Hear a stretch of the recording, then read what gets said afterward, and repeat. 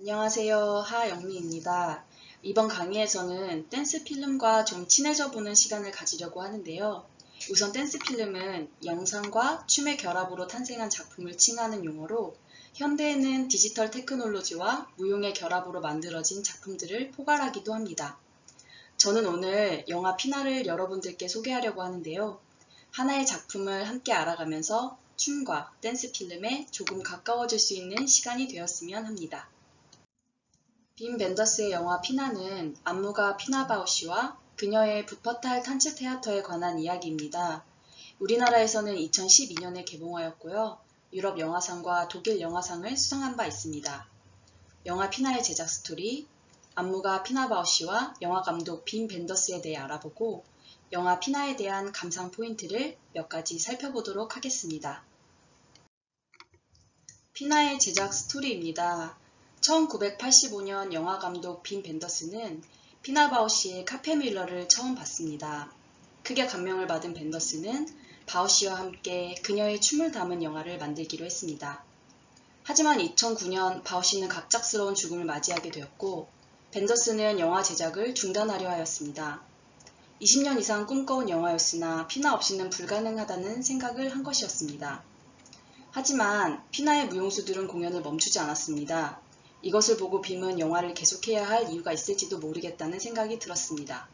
아마도 무용수들과 피나를 위한 영화를 만들 수 있을 거라고 생각한 것입니다. 이렇게 영화 피나가 탄생하게 되었습니다. 잠시 영화의 트레일러를 보겠습니다.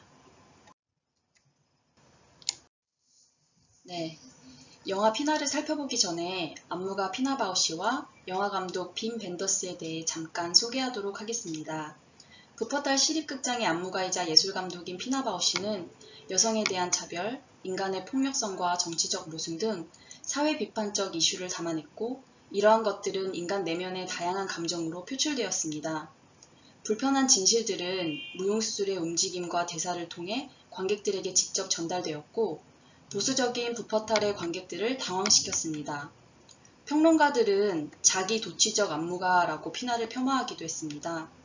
그러나 기존의 무용 개념을 깨는 혁신적인 표현법과 주제의식은 로버트 윌슨, 피터 브룩 등 당대의 유명한 연출가 및 예술가들로부터 열렬한 지지를 얻게 되었고 점차 피나 바우시 스타일은 세계 무대에서 명성을 쌓기 시작했습니다.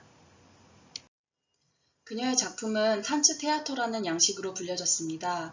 탄츠 테아터는 무용과 연극을 결합한 것으로 이 양식의 주제는 현실에서 겪을 수 있는 여러 상황과 사회적 이슈, 인간의 감정 등을 다룹니다. 언제나 움직임의 주제를 인간에게 맞췄던 피나는 무엇이 인간의 움직임을 만들어내는가에 주목했습니다. 이것은 피나가 남긴 명언인데요. 그녀의 말에서 우리는 그녀가 춤을 어떻게 바라보는지에 대해 알 수 있습니다. 형식적인 면에서는 기존의 고전 발레 문법을 벗어난 자유로운 표현이 특징입니다. 작품은 일정한 플롯이나 스토리가 있기보다는 춤과 간단한 대사, 그리고 일상적인 행동이 무대 미술과 조화를 이루면서 감성과 상상력을 자극합니다.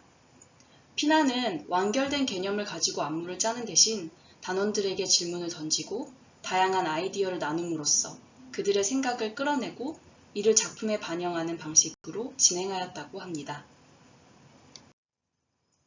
세계 3대 영화제를 석권한 시네마 거장, 독일의 영화감독 빔 벤더스는 인간의 내면을 쓸쓸하게 보여주는 감독으로 평가되고 있습니다. 벤더스가 영화를 정규적으로 공부하기 시작한 무렵부터 깊게 고민한 문제는 영화적 재현에 관한 이론적 문제들이었습니다. 그의 영화와 글에는 영상적 본질의 문제가 스며 있는데 주로 이미지의 힘, 이야기하기의 어려움, 지각의 변화를 둘러싸고 펼쳐집니다. 벤더스는 내러티브가 이미지들을 압도하게 되는 것에 대해 비판적이었습니다. 이렇게 벤더스와 피나의 예술관과 작업 방식이 혼재되어 있는 영화 피나는 말보다 더 근본적인 몸짓인 춤의 소통에 관한 것이었습니다.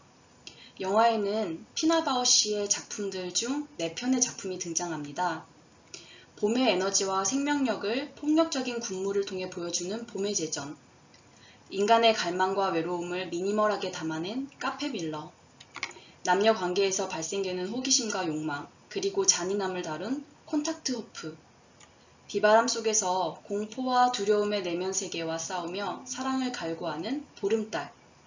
영화는 이렇게 피나 바우시의 작품을 통해 사랑, 자유, 슬픔, 갈망, 환희 등 인간의 원초적 감정을 감각적으로 표현해냅니다. 피나는 3D 영화로 개봉했는데요. 3D는 무용수들의 감정, 근육의 미세한 떨림, 땀방울까지 생생하게 집어냅니다. 첫 번째 감상 포인트입니다. 무대에서 공연된 장면들은 어떻게 영화화되었을까요? 벤더스는 기존 무대 작품의 공간과 시간을 영화적으로 변화시키기 위해 개입합니다. 먼저 공간적 개입입니다. 무대 공연의 영상화에 있어서 카메라가 무대 위로 올라가 적극적으로 무용의 영상 구성에 관여를 하는데요. 이것은 프레임 안에서 피사체와의 거리, 그리고 화면의 각도와 연관됩니다. 극장에서는 하나의 거리와 각도에 고정되어 공연을 관람하는데요. 이와는 다르게 영화에서는 카메라가 무용을 해석하는 것을 볼 수 있습니다. 영화 피나에서 제일 먼저 등장하는 봄의 제전 장면을 예로 들면 처음 무용수가 붉은 천 위에 엎드려 있습니다. 하이앵글 롱숏은 높은 객석에서 보는 시선과 거의 비슷합니다. 이 앵글이 유지되다가 다음 쇼트에서 카메라는 바닥에 엎드린 무용수에게 가까이 다가갑니다. 이 앵글은 극장의 객석에서는 볼 수 없는 앵글로 영화에 의한 개입이 적극적으로 시작됐다는 것을 의미합니다. 다른 무용수들이 무대 뒤로 등장해서 춤을 출 때에도 이 엎드린 무용수에게 집중이 되어 있고요.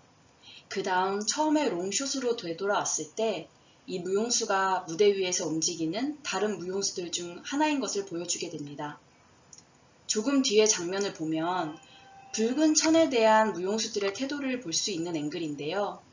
붉은 천을 든 무용수를 중앙에 위치시켰다가 천을 바닥으로 떨어뜨리면 천은 외화면으로 사라지고 무용수들은 천과 일정한 거리를 둔 채 모여드는 것을 볼 수 있습니다. 이때 카메라의 움직임은 명백하게 지시적인 의미를 띠고 있습니다. 피나 바우시의 안무에 의해서 중립적인 의미를 띠던 움직임들이 좀 더 구체적인 이야기 속에 종속되는 것을 볼 수 있습니다. 다음으로는 피나의 무용극 장면들을 무용단이 자리 잡은 도시인 부퍼탈의 야외 공간으로 끌고 나오는 것을 볼 수 있습니다. 무용수들은 호숫가에서, 터널에서, 그리고 도심의 거리에서 춤을 춥니다. 야외 공간이 주는 장소성과 맞물려서 무대와는 전혀 다른 느낌을 주게 됩니다. 춤추는 공간의 재배치는 영화 속에서 지속적으로 이루어지는데요. 카페 밀러에서 탁자 위에 엎드려 있던 장면은 시냇물 위에서 다시 한번 연출됩니다. 닫힌 공간인 카페와 열린 공간에 흐르는 물 위의 공간적 이동은 무용수가 잠을 자고 있는 듯한 모습과 상통하면서 현실과 꿈의 경계에 있는 감각을 확장시켜 줍니다. 춤은 무대를 나와서 다른 공간과 다시 섞이며 다른 의미를 획득합니다. 벤더스는 피나의 춤에 다른 공간을 부여함으로써 그 동작들에 영화가 아니면 가능하지 않았을 새로운 해석을 시도하는 것입니다. 즉 무용의 공간이 영화적 공간으로 다시 건설되고 영화의 편집에 의해서 무용적 운동감이 한층 더 강화되는 경험을 할 수 있습니다. 다음은 시간의 재구성입니다. 1975년에 초연된 작품인 봄의 제전을 시작으로 가장 늦게 만들어진 작품인 보름달까지 4개의 작품을 연대기적 순서로 배열하면서 피나 바우시의 삶을 언급하는 것을 볼 수 있습니다. 이렇게 피나의 4개 작품이 영화 속에서 하나로 이어지면서 영화의 내러티브를 형성합니다. 벤더스는 영화적 수단들을 더하며 시간을 재설정합니다. 콘탁트 오프는 각기 다른 연령대의 퍼포머 그룹으로 공연되어진 바 있는데 영화에서는 3개의 다른 연령대 공연을 하나의 공연으로 만들었습니다. 기본적으로 동일한 세트, 동일한 동작들이 매치컷 편집을 통해 마치 한 사람의 동작인 듯 제시됩니다. 이렇게 3개의 다른 시간이 하나의 시간으로 합쳐지고 그것들은 다시 10분 남짓한 시간으로 축약되는 것을 볼 수 있습니다. 영화에서 매치컷 편집은 바우쉬의 춤추는 장면에도 의도적으로 사용되었는데요. 이것은 그녀를 일종의 정신적 존재로 영화 속에 포함시키려는 벤더스의 의도로 보입니다. 이렇게 피나의 무용은 벤더스의 카메라에 의해 구체적이고 간략한 스토리를 지닌 댄스 필름으로 만들어졌는데, 화면의 각도와 카메라의 움직임, 그리고 편집으로 새로운 공간과 시간을 만들었고, 이것은 새로운 스토리까지 가능하게 하였습니다. 두 번째 감상 포인트입니다. 벤더스의 영화 미학과 바우시의 춤 미학을 살펴보겠습니다. 벤더스는 에세이 임파서블 스토리에서 자신의 영화를 A 또는 B로 분류하는데요. A는 꿈, 백일몽, 경험 등의 인상을 바탕으로 하고 대본 없이 구성된 영화를 말하고, B는 한 가지 주요한 스토리라인을 가진 영화들을 포함합니다. A 영화들은 결말이 나중에서야 발견되는 느슨한 구조를 가지고 있는 반면에, B 영화들은 결말이 미리 계획된 촘촘한 서사를 고수하고 있습니다. A 영화에서는 배우들이 자기 스스로를 연기하는 반면, B의 배우들은 자신과 동떨어진 인물을 연기합니다. 영화 피나는 이 중 A 범주에 속한다고 볼 수 있습니다. 실제로 영화 속에서 일종의 서사의 역할을 하는 비네트의 해설소리조차도 이미지와 정서를 전달하는 데 초점을 맞추고 있는 것을 볼 수 있습니다. 바우시의 무용극 장면들 사이의 이질적인 특징과 연결은 서사가 부족하기 때문에 해석의 여지를 많이 남깁니다. 여러 학자들은 이러한 에피소드 구성 방식과 구조화 기법을 보다 유동적인, 환상적인 것과 평범한 것, 그리고 부조리한 것 모두가 동시에 일어나는 꿈같은 전경으로 묘사합니다.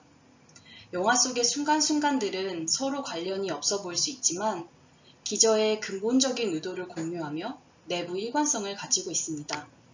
이러한 맥락에서 바우시의 춤의 구조는 벤더스의 미학과 유사하고, 특히 벤더스가 아이디어와 백일몽으로부터 A 그룹을 범주화하고 개념화한 방식과 일치합니다. 둘 다 일관성 있는 서사보다는 꿈과 같은 순서로 이미지 자체에 대한 더욱 깊이 있는 접근을 진행하기 때문입니다.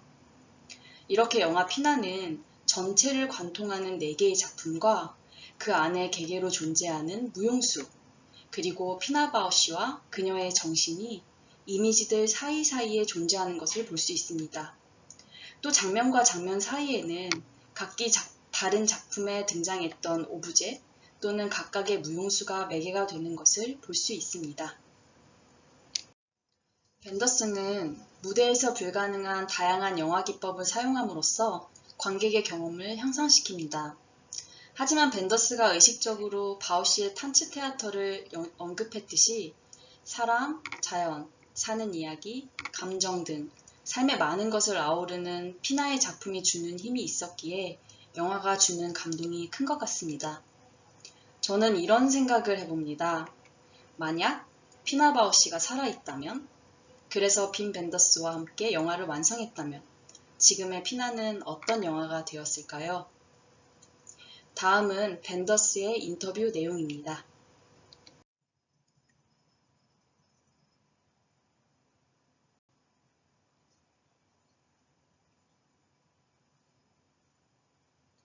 제가 소개해드린 내용 외에도 다양한 감상 포인트가 있을 것 같습니다. 이 기회에 영화 피나 감상해보시면 좋겠습니다. 피나 바우시의 명언으로 강의를 마무리 짓겠습니다. 감사합니다.